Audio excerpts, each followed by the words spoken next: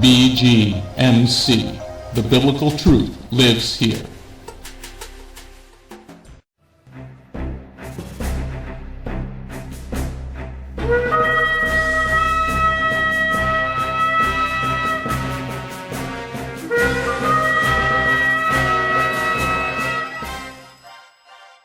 The ancient Hebrew scriptures foretold of the Anointed One, Yeshua HaMashiach.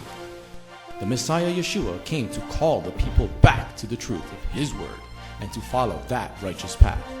Yeshua then called Jewish men to be His disciples, and after His death and resurrection, those Jewish men told the world about the Jewish Messiah.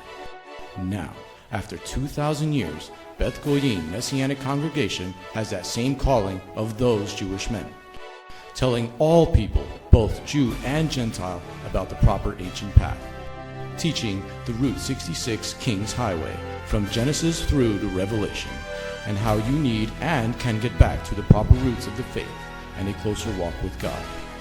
Now, let's hear the message.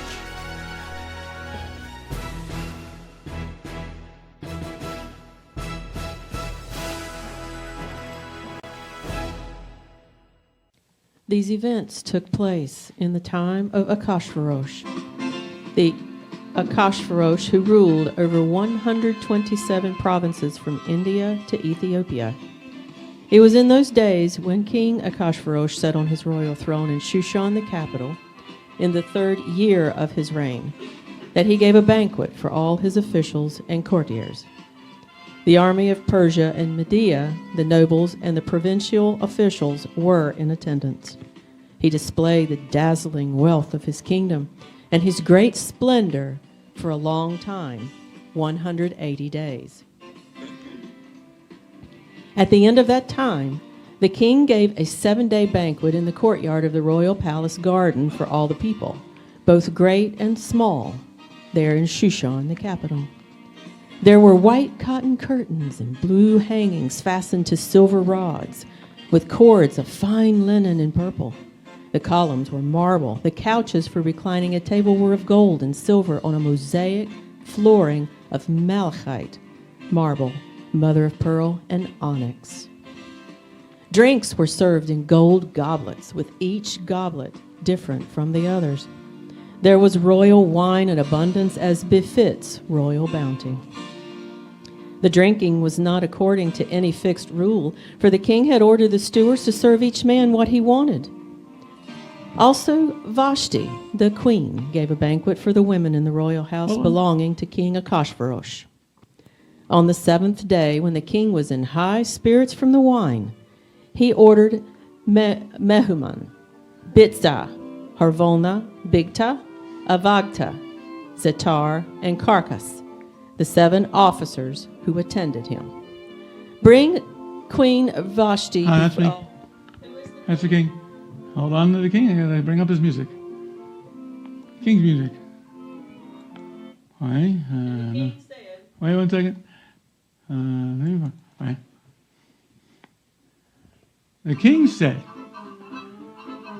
"Bring Queen Vashti before me wearing the royal crown in order to show the people and the officials her beauty." And she was indeed good-looking, a good-looking woman. Vashti. I will not come. Narrator. But Queen Vashti refused to come at the order of the king, which he had sent through his officers. This enraged the king, and his anger blazed inside him. 1 second here. Trying to do 5. Okay. I'm looking. According to the law,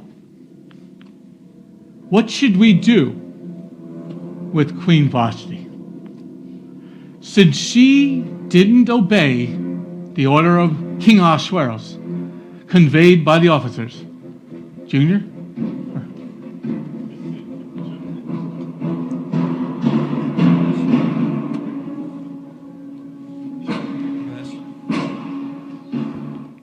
Push the switch up. It's soft. It's on. It's on. I can hear it. Vashti, the queen, has wronged not only the king, but also all Could you bring his mic up? Speak. Vashti, the queen, has wronged not only the king, but also all the All right. Get Kurt's microphone. Vashti, the queen, has wronged not only the king, but also all the officials and all the people in all the provinces of King Ahasuerus. Because of this act of the queen's will become known to all women, who will then start showing disrespect toward their own husbands. They will say, King Ahasuerus ordered Vashti the queen to be brought before him, but she wouldn't come. Moreover, the noble ladies of Persia and Media who hear the queen's conduct will mention it to all the king's officials, which will bring about no end of the disrespect and discord. If it pleases his majesty, let him issue a royal decree, and it will be written as one of the laws of the Persians and Medes, which are irrevocable, that Vashti is never again to be admitted into the presence of the king's Ahasuerus, and that the king give her royal position to someone better than she. When the edict made by the king is proclaimed throughout the length and breadth of the kingdom, then all wives will honor their husbands, whether great or small. This advice pleased the king and the officials. So the king did what Memucan had suggested. He sent letters to all the royal provinces, to each province in its own script, and to each people in their own language, that every man should be master in his own house and speak the language of his own people. A while later, when King Ahasuerus' anger had subsided, he remembered Vashti, what she had done, and what had been decreed against her. A search should be made for young, good-looking virgins. The king should appoint officials in all the provinces of the kingdom to gather all the young, good-looking virgins to the house for the harem in Shushan, the capital. They should be put under the care of Haggai, the king's officer, in charge of the women, and he should give them the cosmetics they require. Then the girl who seems best, the king should become queen instead of Vashti. This proposal pleased the king, so he acted accordingly. Narrator. There was in Shushan, the capital, a man who was a Jew, whose name was Mordecai, the son of Yair, the son of Shimei, the son of Kish, a Benyamini. He had been exiled from Jerusalem, with the captives exiled with Yekanah, king of Yehuda, whom Nebuchadnezzar, king of Babel, had carried off. He had raised Hadassah, that is Esther, his uncle's daughter, because she had neither father nor mother. The girl was shapely and good-looking. After her father's and mother's death, Mordecai had adopted her as his own daughter. When the king's order and decree were proclaimed, and many girls assembled in Shushan, the capital, under the care of Haggai, Esther, too, was taken into the king's house and put under the care of Haggai, who was in charge of the women.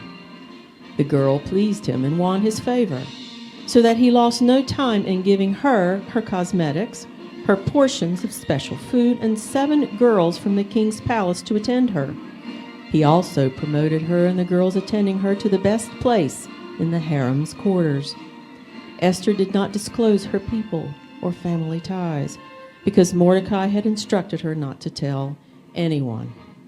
Every day, Mordecai would walk around in front of the courtyard of the harem's house in order to know how Esther was doing and what was happening to her. Each girl had her turn to appear before King Ahasuerus after she had undergone the full 12-month preparation period prescribed for the women, consisting of a 6-month treatment with oil of myrrh and 6 months with perfumes and other cosmetics for women. Then, when the girl went to see the king, whatever she wanted would be given to her as she went from the harem's house to the king's palace.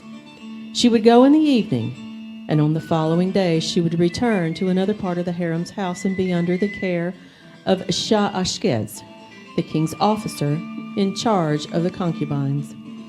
She would not go to the king again unless he was especially pleased with her and had her summoned by name. When the turn came for Esther, the daughter of Abihail, whom Mordecai had adopted as his own daughter, to appear before the king, she didn't ask for anything other than what Haggai, the king's officer in charge of the harem, advised. She was brought to King Ahasuerus in his royal palace in the 10th month, Tevet, during the 7th year of his reign. The king liked Esther more than any of his wives. None of the other virgins obtained such favor and approval from him. So he put the royal crown on her head and made her queen in place of Vashti. The king then gave a great banquet in Esther's honor for all his officers and servants, decreed a holiday for the provinces, and distributed gifts worthy of royal bounty. Mordecai would sit at the king's gate. Esther had not yet revealed her family ties or her people as Mordecai had ordered her, for Esther continued obeying what Mordecai told her to do. Mordecai was sitting at the king's gate. Two of the king's officers, Bigtan and Teresh, from the group in charge of the private entryways, became angry and conspired to assassinate King Ahasuerus. But Mordecai learned about it and told Esther, the queen. Esther reported it to the king, crediting Mordecai.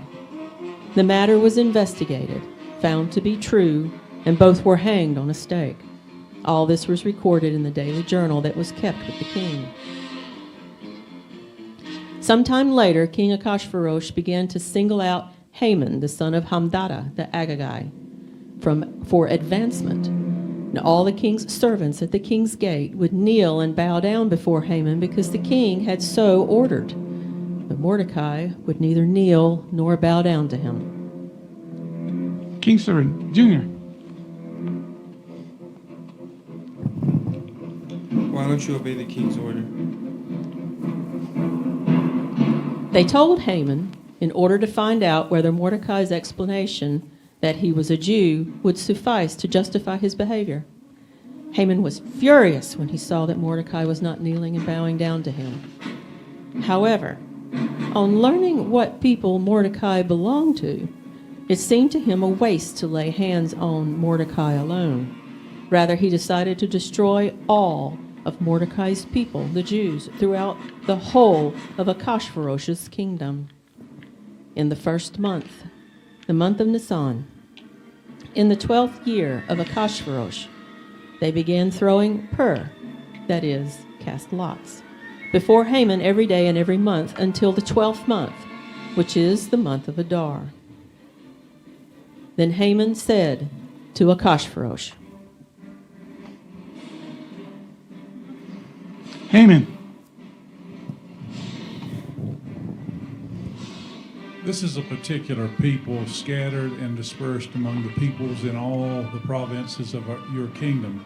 Their laws are different from those of every other people. Moreover, they don't observe the king's laws. It doesn't befit the king to tolerate them.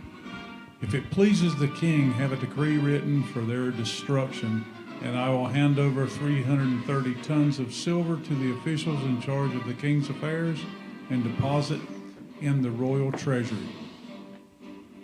The king took his signet ring from his hand and gave it to Haman, the son of Hammedatha, the Agagite. the money is given to you, and the people too, to do what seems good to you. The king's secretaries were summoned on the 13th day of the first month. They wrote down all Haman's orders to the king's army commanders and governors. Letters were sent by courier to all the royal provinces to destroy, kill, and exterminate all Jews, from young to old, including small children and women, on a specific day, the 13th day of the 12th month, the month of Adar, and to seize their goods as plunder. The king and Haman sat down for a drink together, but the city of Shushan was thrown into confusion. When Mordecai learned everything that had been done, he tore his clothes, put on sackcloth and ashes. and went out through the city, lamenting and crying bitterly.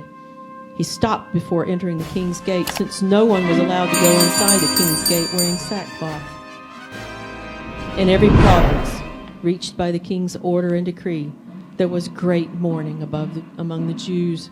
And when the girls and officials attending Esther came and informed her of this, the queen became deeply distressed. She sent clothes for Mordecai to wear instead of a sackcloth, but he wouldn't accept them. So Esther summoned Hathach, one of the king's officials attending her.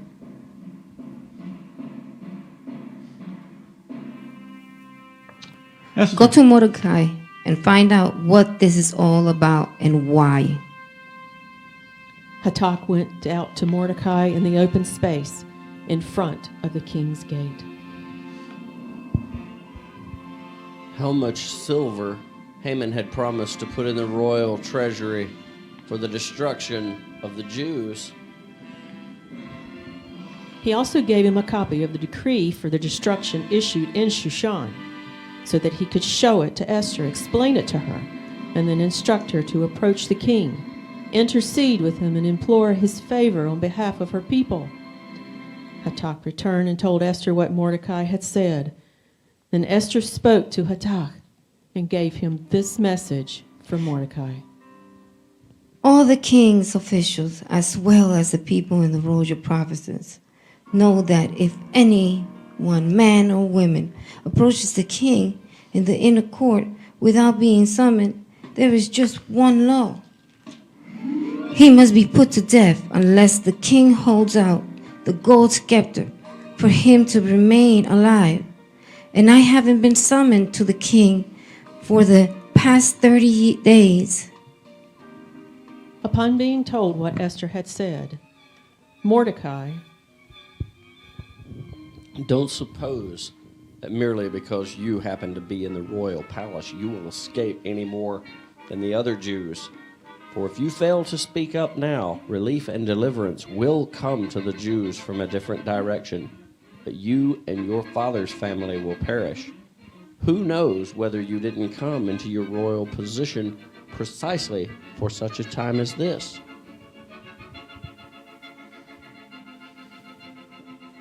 Go assemble all the Jews to be found in Shushan, and have them fast for me, neither eating nor drinking for 3 days, night and day.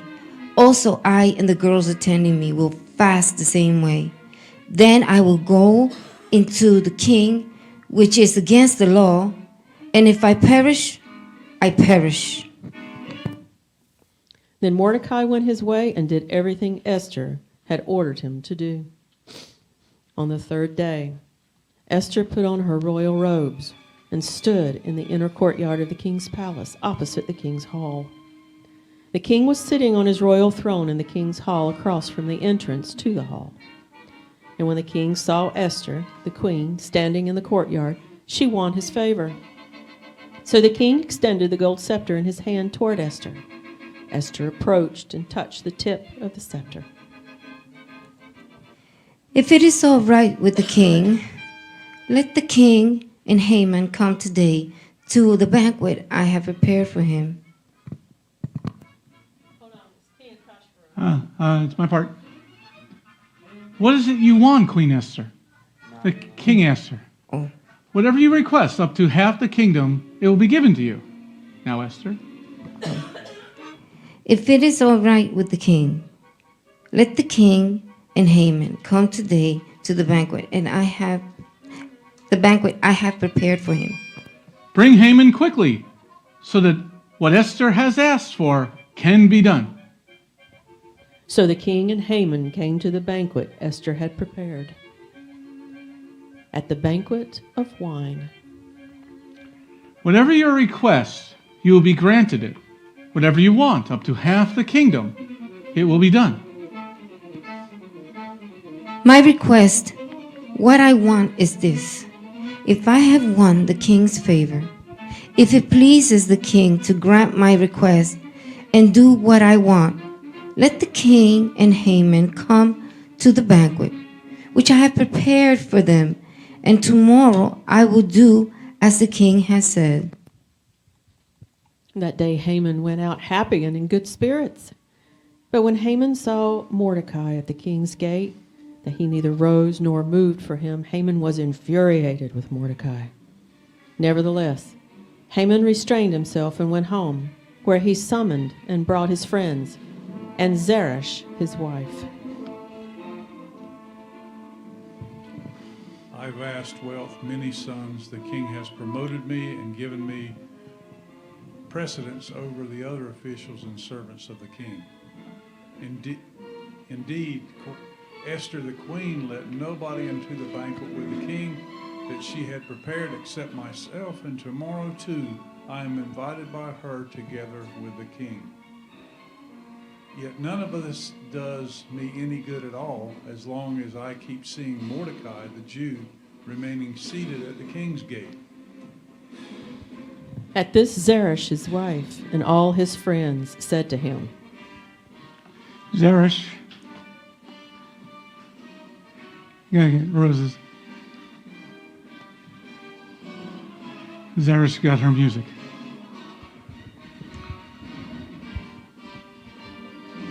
Have gallows 70 feet high constructed, and in the morning speak with the king about having Mordecai hanging on it.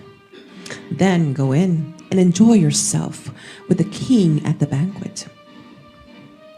Haman liked the idea, so he had a gallows made.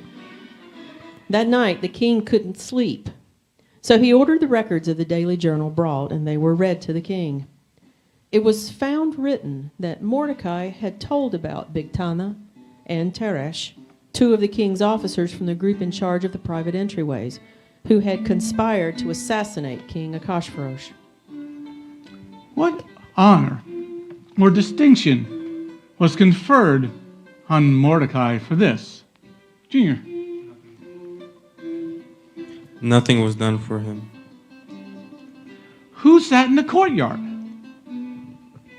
Haman had come into the outer courtyard of the king's palace to speak to the king about hanging Mordecai on the gallows he had prepared for him. It's Haman standing there in the courtyard. Have him come in. So Haman came in. What should be done for a man that the king wants to honor? Haman thought to himself,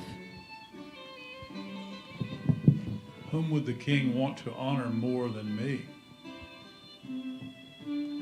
For a man the king wants to honor have royal robes brought, which the king himself wears, and the horse the king rides, the king himself rides with a royal crown on its head. The robes and the horse should be handed over to the one the king's most respected officials, and they should put the robes on the man and the king wants to honor, and lead him on horseback through the streets of the city, proclaiming ahead of him, "This is what is done for the man whom the king wants to honor."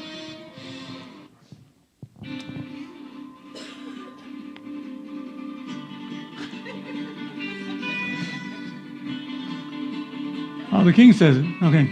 Hurry and take the robes and the horse, as you said, and do this for Mordecai the Jew, who sits at the king's gate. Don't leave out anything you mentioned. So Haman took the robes and the horse, dressed Mordecai, and led him riding through the streets of the city, as he proclaimed ahead of him, This is what is done for a man whom the king wants to honor. Then Mordecai returned to the king's gate, but Haman rushed home with his head covered in mourning. After Haman had told Zeresh, his wife, and all his friends everything that had happened to him, his advisors and his wife Zeresh said to him,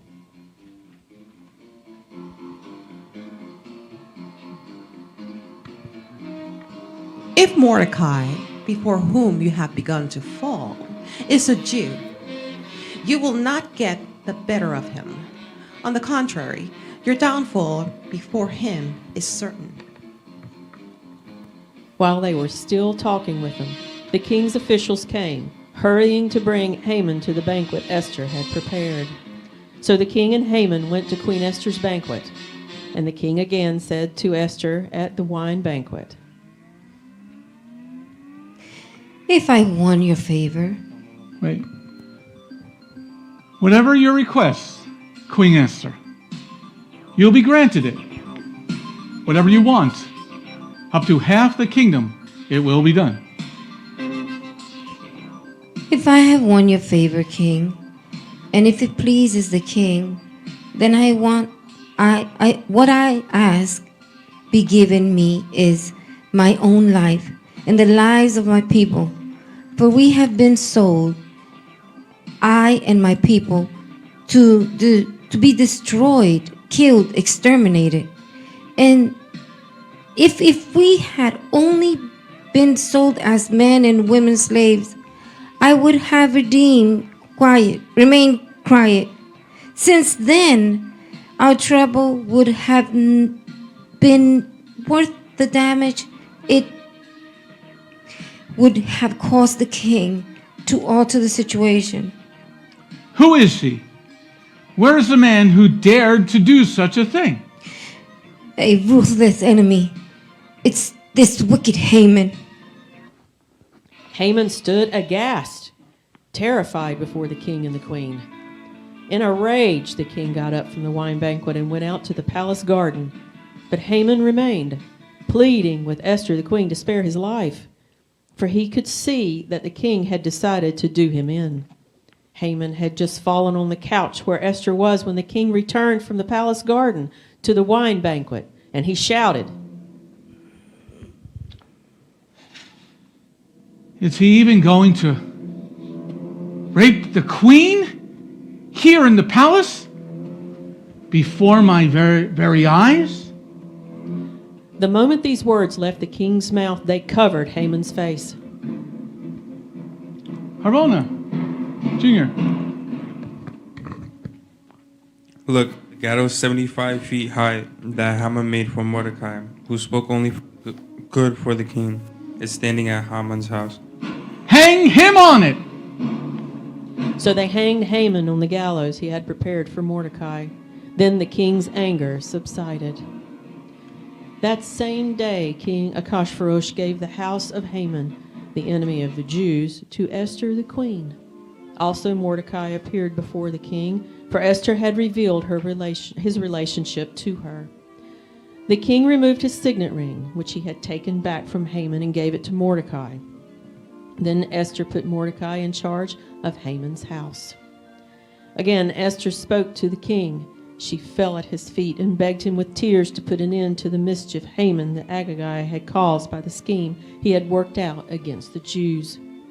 The king extended the gold scepter toward Esther. So Esther got up and stood in front of the king. If it pleases the king, if I have won his favor, if the matter seems right to the king, and if I have his approval, then let an order be written reciting the letters devised by Haman, the son of Hammedatha the Agagite, which he wrote to destroy the Jews in all the royal provinces. For how I can bear to see the disaster that will overcome my people. How can I endure seeing the extermination of my kinsmen? Listen, I gave Esther the house of Haman, and they hanged him on the gallows because he threatened the lives of the Jews.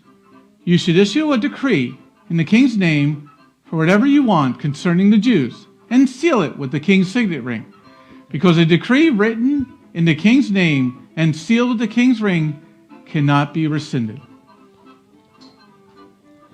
The king's secretaries were summoned at that time on the 23rd day of the 3rd month, the month of Sivan. And a decree was written according to everything Mordecai ordered concerning the Jews, to the army commanders, governors, and officials of the provinces from India to Ethiopia, 127 provinces, to each province in its script, and to each people in their language, also to the Jews in their script and language. They wrote in the name of King Ahasuerus and sealed it with the king's signet ring. They sent the letters by couriers on horseback. The letters said that the king had granted the Jews in every city the right to assemble and defend their lives by destroying, killing, and exterminating any forces of any people or province that would attack them, their little ones or their women, and would try to seize their goods as plunder on the designated day in any of the provinces.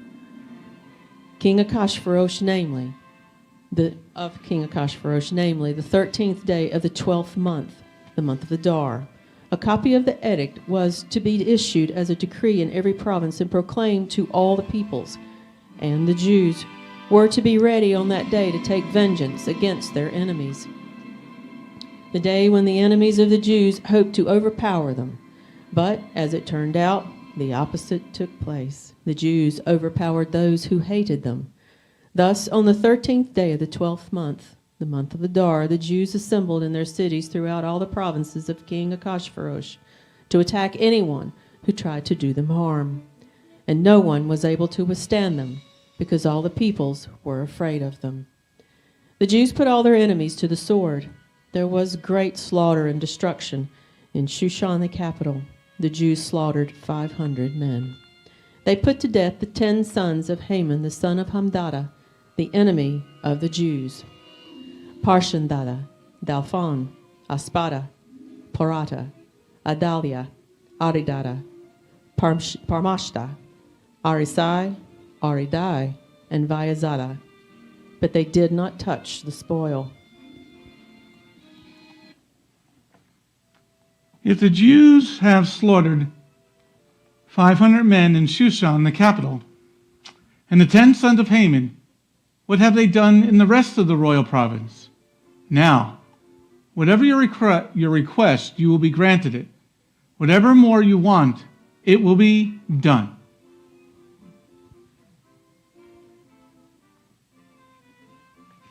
If it pleases the king, let the Jews in Shushan act again tomorrow in accordance with today's decree. Also have Haman's 10 sons hanged on the gallows. The king ordered these things done. A decree was issued in Shushan, and they hanged Haman's 10 sons. So the Jews in Shushan assembled also on the 14th day of the month of Adar and killed 300 men in Shushan, but they did not touch the spoil. The other Jews, those in the royal provinces, had assembled, defended their lives, and won rest from their enemies, killing 75,000 of those who hated them, but without touching the spoil on the 13th day of the month of Adar. So on the 14th day of Adar they rested and made it a holiday for celebrating and rejoicing. However, the Jews of Shushan assembled on both the 13th and 14th days of Adar, so it was on the 15th that they rested and made it a holiday for celebrating and rejoicing. This is why the Jews of the villages, those who live in unwalled towns, make the 14th day of the month of Adar a day for celebrating and rejoicing, a holiday and a time for sending each other portions of food. Amen. Amen. Now that went quicker than I anticipated. Let's give everybody a hand. Shalom. This is Messianic Rabbi Andrew Dinnerman. I would personally like to thank you for tuning in to the Remnant's Call each and every week.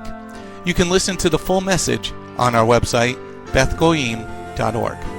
If you have drawn closer to the King of Kings, learned more about Him today, we are blessed. If you are blessed by these messages, please consider a donation to our ministry. You can go to our website, Bethgoyim.org. That's BETHGOYIM.org, and click on the donate button. You do not have to have a PayPal account to donate. All you need is a debit card. Once again, thank you very much for listening to The Remnant's Call.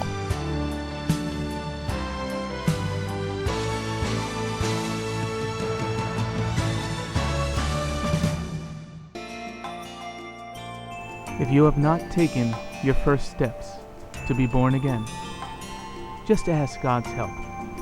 Remember, it's His loving grace that has come to find you. No one is worthy or able to reach God, but God can reach us, and He's reaching out to you now. Just open your heart and let him in. His arms are open, and the blessing of salvation and eternal life are waiting for you. Don't let it wait any longer.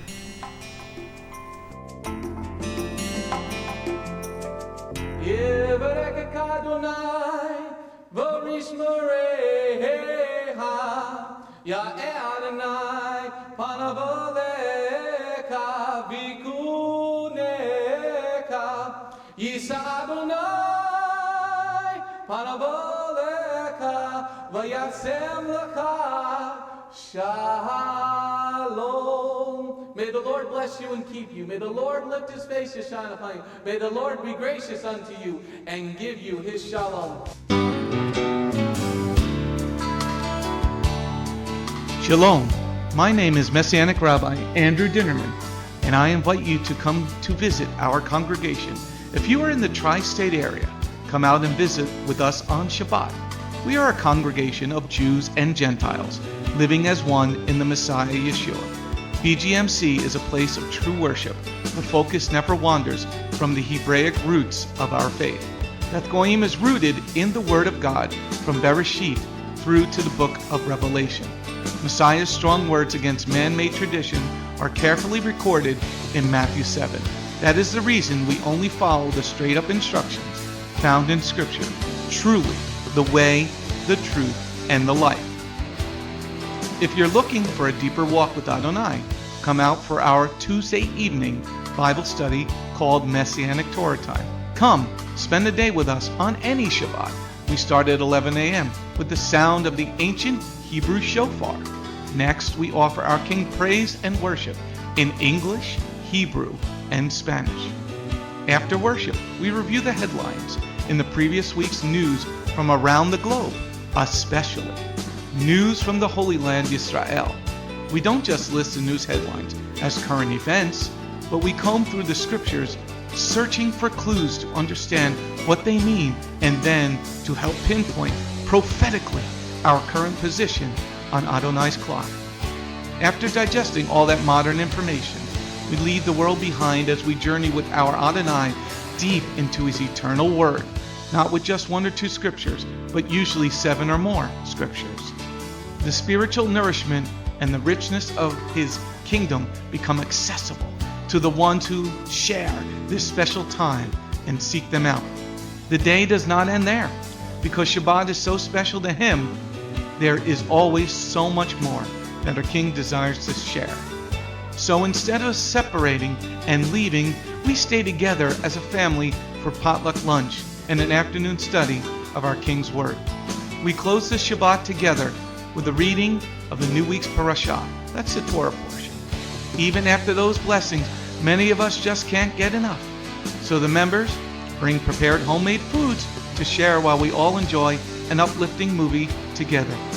If all that information is not quite enough, you can check out our website where you will find over 200 video teachings and biblical holy day studies. Under Messianic Torah Time, the Hebrew Roots button, you'll discover free studies on many, many different topics, including PowerPoint slide presentations. If Beth Goyim sounds like a place you'd love to visit, but you live outside the tri-state area, there is still a way to connect with us. We stream live on the internet on Tuesday, Thursday, and Shabbat. The website is www.bethgoyim.org. That's BETHGOYIM.org. Our phone number is 973-338-7800 or 978-2-YESHUA. That's 978, the number 2, Yeshua. Shalom.